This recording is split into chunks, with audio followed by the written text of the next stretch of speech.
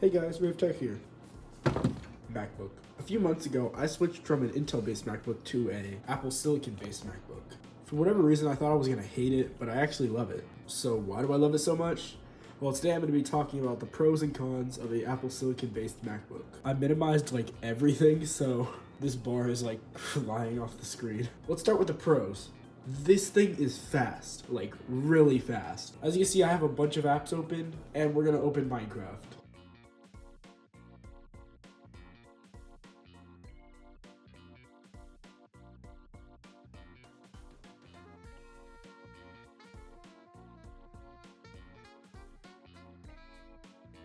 That's not it. Without Optifine, newest version, we're gonna play.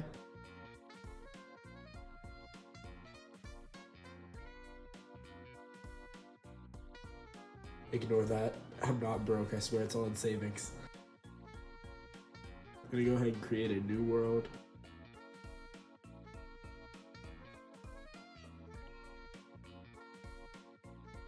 As you can see in the corner, without any FPS boosters, we're getting 400 to 500 frames per second, sometimes dropping down to the 300s as well. Looking at the sky, we get about 500 up to 600 almost, which for one, most of this doesn't even matter anyway because this thing only has a 60 Hz display, unless I connect a external display. Yeah, as you can see, if I fly upwards, it jumps up to 600, 700 actually. That's without performance boosting mods. Oh, and I actually forgot I still had all this stuff open.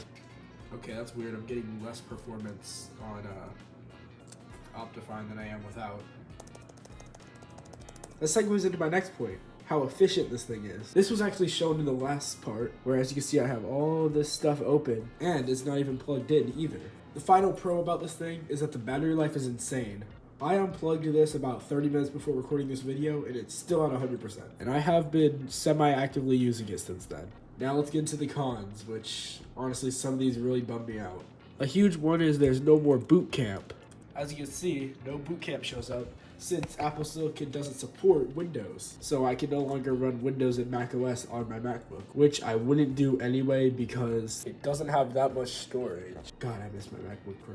The next thing, and most people won't care about this, I can't upgrade the RAM or SSD size at all, since they're both soldered to the board, which isn't specifically an issue with the chip, but basically every Apple Silicon Mac has been like this, and it's probably never gonna go back. The only way to upgrade anything on a MacBook is to get a whole new board, and then you get all those part warnings and stuff. It's just too much. Might as well get a new MacBook.